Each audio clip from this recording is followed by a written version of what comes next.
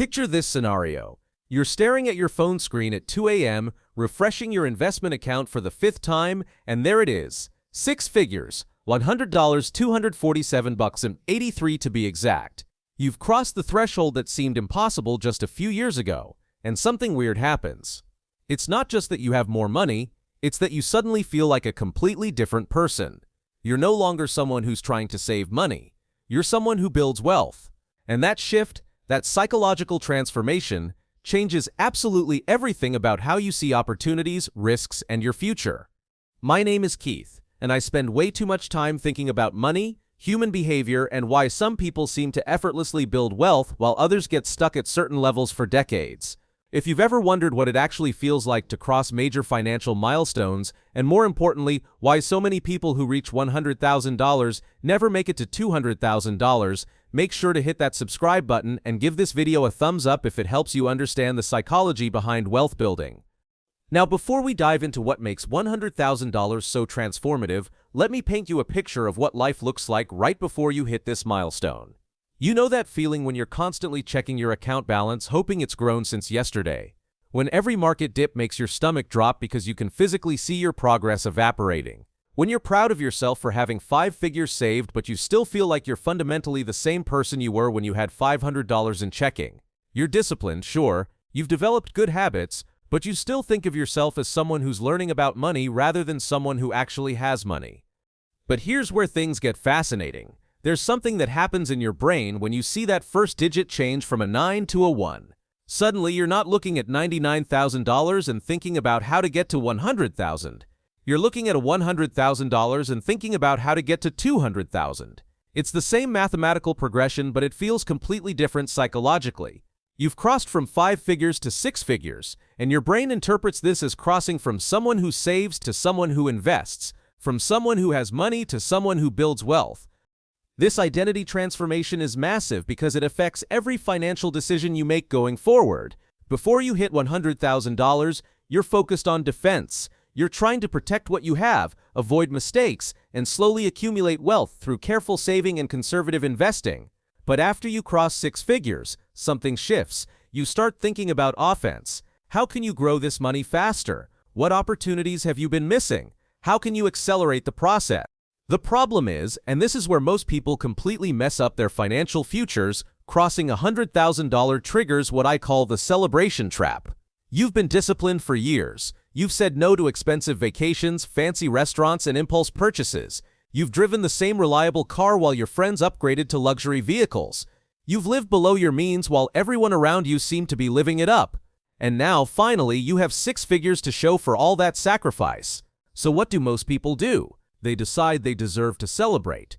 Maybe it's time for that kitchen renovation they've been putting off. Or perhaps they finally deserve a car that reflects their success. They might upgrade their apartment, take that European vacation, or start dining at nicer restaurants regularly. After all, they've proven they can build wealth, right? What's the harm in enjoying some of it? Here's the harm. Let's say someone who just hit $100,000 decides to increase their lifestyle spending by just $500 per month. That might not sound like much. It's a nicer car payment, better apartment, more frequent dining out. But that $500 per month is $6,000 per year. That's no longer going toward wealth building. If they had continued their disciplined approach and invested that $6,000 annually at 8% returns, that money would grow to over $65,000 in just 10 years. But it gets worse. Because of the power of compound interest, that lifestyle inflation doesn't just cost them the money they spend. It costs them all the future growth that money could have generated. The psychology behind this mistake is fascinating and totally understandable. When you hit $100,000, your brain tells you that you've made it. You've crossed into a category of people who have significant money saved. You look at your account balance and feel wealthy compared to where you started. But here's what your brain doesn't automatically calculate. $100,000 isn't actually wealthy in terms of financial independence. It's wealthy in terms of emergency funds and short-term financial security, but it's barely the beginning of actual wealth building. Think about it this way. If you could live off 4% of your investments annually, which is a common withdrawal rate for retirees, $100,000 would generate $4,000 per year in income. That's about $333 per month, hardly enough to live on. You're not financially independent at 100,000, you're financially secure, and that's a massive accomplishment, but it's also just the foundation for building real wealth. But here's where things get really interesting, and this is something that completely changes how you think about investing once you cross six figures. Your relationship with risk transforms in a way that most people don't expect. When you had $10,000 or $20,000 invested, a 10% market drop felt devastating. You'd lose $1,000 or $2,000, and it felt like months of progress evaporating overnight. Your emotional response was to protect what you had at all costs. You probably checked your account balance obsessively, and maybe even considered pulling money out during market downturns. But something psychological happens when you have $100,000 invested and the market drops 10%. You lose $10,000, which sounds terrible, but you also realize something profound. That $10,000 loss represents the same percentage drop you've experienced before, but now you have enough money that you can weather these storms. More importantly, you start to understand that the bigger risk isn't losing money in the short term. The bigger risk is not growing your money fast enough to achieve financial independence. This is the counterintuitive truth that separates people who stay at $100,000 from people who reach $1 million. The people who get stuck at $100,000 become more conservative with their investments because they feel like they have something to lose.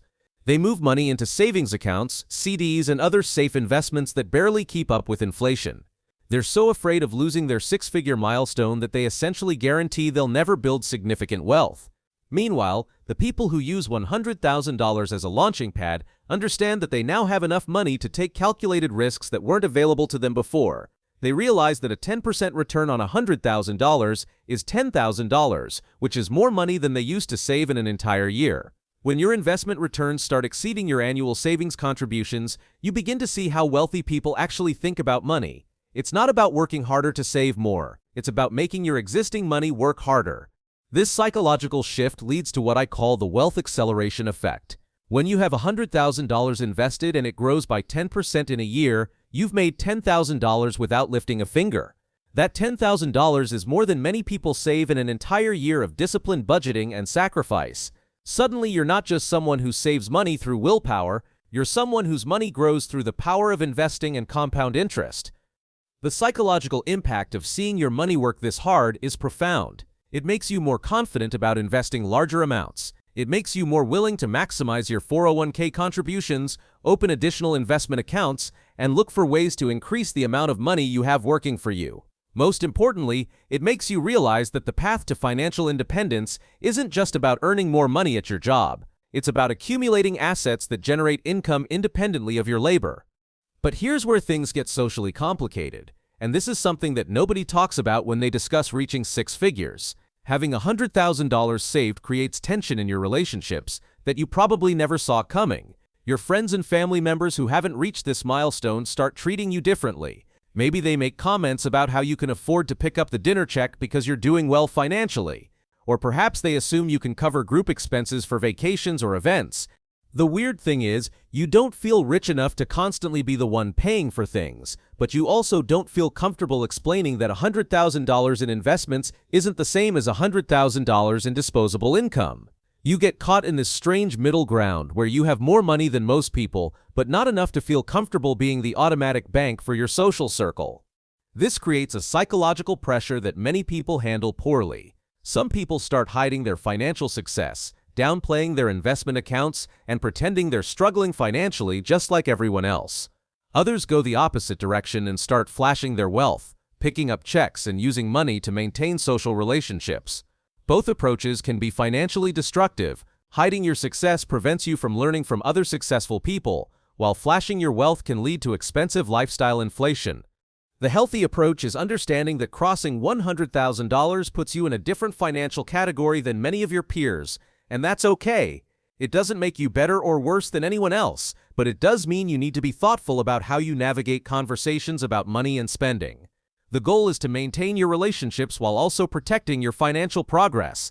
Speaking of protecting your financial progress, let's talk about something that hits most people like a freight train once they cross six figures: taxes. When you had smaller amounts invested, taxes were probably an afterthought. Maybe you got a refund each year, or you owed a small amount that wasn't particularly painful to pay. But when you have $100,000 invested and it generates $8,000 in returns annually, suddenly you're dealing with significant investment income on top of your regular salary. This is where most people make a costly mistake that can set them back years in their wealth-building journey.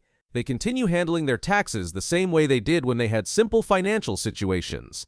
They use basic tax software, claim the standard deduction, and basically ignore tax optimization because they don't realize how much money they're leaving on the table. Here's the tax mistake that costs most people with $100,000 an additional $50,000 over the next decade. They don't understand the difference between tax-advantaged and taxable accounts, so they're not optimizing where they hold different types of investments. They're not maximizing contributions to retirement accounts that could reduce their current tax liability. They're not considering Roth IRA conversions during low-income years. They're not thinking strategically about tax loss harvesting or asset location. The sophistication gap becomes a real problem at this level because the stakes are higher. When you had $10,000 invested, suboptimal tax planning might cost you a few $100s per year. When you have $100,000 invested and you're adding $20,000 annually to various accounts, poor tax planning can cost you thousands of dollars annually. Over a decade, we're talking about enough money to fund an additional year or two of retirement. But here's what's really dangerous about reaching $100,000. It often coincides with peak earning years and lifestyle expansion that can create a trap more subtle and more dangerous than obvious overspending. I'm talking about the golden handcuffs effect. When you have $100,000 saved and you're earning a solid salary, you start making financial commitments that assume your current income will continue indefinitely. Maybe you buy a house with a mortgage payment that requires your current salary to afford. Or you lease a nice car because you can finally afford the payments. Perhaps you move to an expensive neighborhood or commit to private school tuition for your kids. Individually, these decisions might make sense. You have money saved, your income is stable, and you deserve to enjoy the fruits of your labor. But collectively, they create a lifestyle that requires you to maintain or increase your current income just to break even. This is the opposite of financial independence. Instead of your money buying you freedom, your money has bought you obligations. The psychological trap is that these lifestyle commitments feel like investments in your future. A nicer house appreciates in value. Private school education benefits your children. A reliable car prevents transportation problems that could affect your career. But what you've actually done is locked yourself into a high-expense lifestyle that makes it much harder to take career risks, pursue entrepreneurial opportunities, or step back from work when you're burned out. The people who use $100,000 as a launching pad for real wealth make different choices. They continue living below their means even as their income and assets grow. They resist the urge to upgrade their lifestyle proportionally to their net worth. Most importantly, they think of their growing wealth as buying them options rather than justifying expenses. Every additional $10,000 they accumulate is $10,000 worth of freedom to make choices based on what they want rather than what they need financially. Here's where having $100,000 starts opening doors that weren't available before, but it also creates new temptations that can derail your wealth building if you're not careful. When you have 6 figures saved, you suddenly have access to investment opportunities that require larger minimums. Maybe it's a real estate investment that needs a $20,000 down payment, or perhaps someone offers you a chance to invest in a friend's business. You might qualify for private investment opportunities or alternative investments that promise higher returns than index funds. This sounds like great news, and it can be, but here's why having access to better investments can actually make you poorer. When you have limited money to invest, your options are limited but clear. You put money in index funds, maybe a target date fund, and you focus on consistency rather than optimization. It's boring, but it's also foolproof. The decisions are simple because you don't have enough money to overcomplicate things.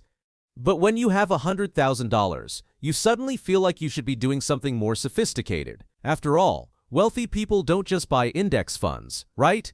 They have complex portfolios with alternative investments and exotic strategies. This leads to what I call shiny object syndrome. Instead of sticking with the simple, boring strategies that got you to $100,000, you start chasing higher returns through more complex investments.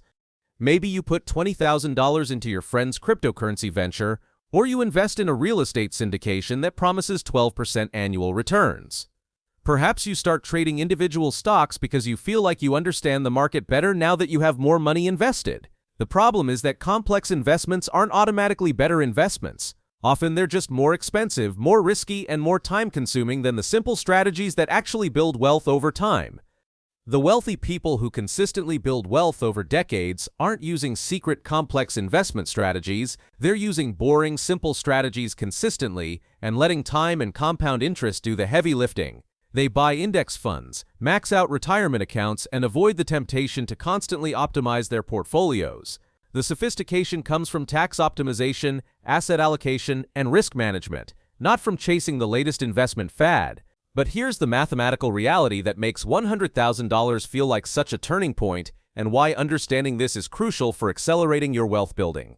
When you're saving $1,000 per month and earning 8% returns on your investments, it takes about 7 years to reach your first $100,000. That's a long time to wait, and it requires serious discipline to maintain that savings rate for nearly a decade. But here's where the magic of compound interest becomes visible. Your second $100,000 doesn't take another 7 years. It takes about 4.5 years. Your third $100,000 takes about 3.5 years. By the time you're going for your fifth $100,000, you're accumulating wealth at a rate that would have seemed impossible when you started. The same monthly contribution and investment returns are generating dramatically faster results because you have more money working for you. This acceleration timeline is psychologically transformative because it proves that wealth building gets easier over time, not harder. When you're starting from zero, every dollar saved feels difficult because you're not seeing dramatic results. But when you have $100,000 working for you, every additional dollar you save benefits from the compound growth of your existing investments. The people who understand this timeline become more motivated to save additional money because they can see how it accelerates their progress. The people who don't understand this timeline often become complacent once they hit $100,000. They figure they've proven they can build wealth, so they can relax a little and enjoy their success. This is the psychological barrier that prevents most people from ever reaching $200,000, even when the math is clearly in their favor. Think about it this way. If someone reaches $100,000 and then maintains their aggressive savings rate for just 4 more years, they'll have $200,000. If they maintain it for 7 more years, they'll have $300,000. But many people see $100,000 as the finish line rather than the starting line. They've achieved their goal of having 6 figures saved, so they unconsciously shift from wealth building mode to wealth preservation mode. This complacency trap is devastating because it hits right at the moment when wealth building is about to accelerate dramatically. It's like training for a marathon, running 20 miles and then deciding to walk the last 6 miles. You've done the hard part, but you're missing the moment when all that training pays off with a strong finish. The difference between the $100,000 mindset and the $1 million mindset is understanding that $100,000 isn't an achievement to celebrate and then relax. It's a tool to leverage for faster wealth building. It's the moment when your money starts working harder than you do, and your job shifts from accumulating your first 6 figures to optimizing how quickly you can accumulate your next 6 figures. People with the $1 million mindset look at their $100,000 and immediately start thinking about how to double it. They ask questions like, how can I increase my savings rate now that I've proven I can live on less than I earn? How can I optimize my tax situation to keep more of my investment returns? What opportunities become available now that I have meaningful capital to deploy? How can I use this financial foundation to take calculated risks that could accelerate my wealth building? Meanwhile, people with the $100,000 mindset look at their 6 figures and think about how they can finally enjoy some of the financial security they've built. They start thinking about what they can afford to buy rather than what they can afford to invest. They shift their focus from growing their wealth to protecting their wealth, even though $100,000 isn't enough wealth to protect if you want financial independence. The psychological shift required to move from a $100,000 mindset to a $1 million mindset is significant but absolutely crucial. It requires seeing your current success as a foundation rather than a destination. It requires maintaining the discipline and habits that got you to 6 figures even when you feel like you deserve to relax those standards. Most importantly, it requires understanding that the wealth building game gets more fun and more rewarding as you progress, not more difficult. When you have $100,000 working for you, a good year in the stock market can add $20,000 or more to your account balance. That's more than most people save in 2 or 3 years of disciplined budgeting. When you see your investments generate more money in a few months than you used to save in entire years, you realize why wealthy people focus so much on investing rather than just earning and saving. Your money becomes a powerful tool that works 24/7 to build more wealth. So here's the truth about crossing $100,000. It simultaneously marks the end of financial stress and the beginning of real wealth building. It's the moment when you graduate from hoping you'll be financially secure to knowing you're on the path to financial independence. But it's also the moment when your decisions matter more than ever, because you now have enough money that mistakes are expensive and smart choices are transformative. If you're approaching $100,000 or you've recently crossed that milestone, remember that you've accomplished something remarkable. You've developed the discipline, knowledge, and habits that most people never master. But don't let that accomplishment become a stopping point. Let it become a launching pad for building the kind of wealth that actually buys freedom, not just security. The person you become while building your first $100,000 is definitely impressive, but the person you become while building your first million is unstoppable.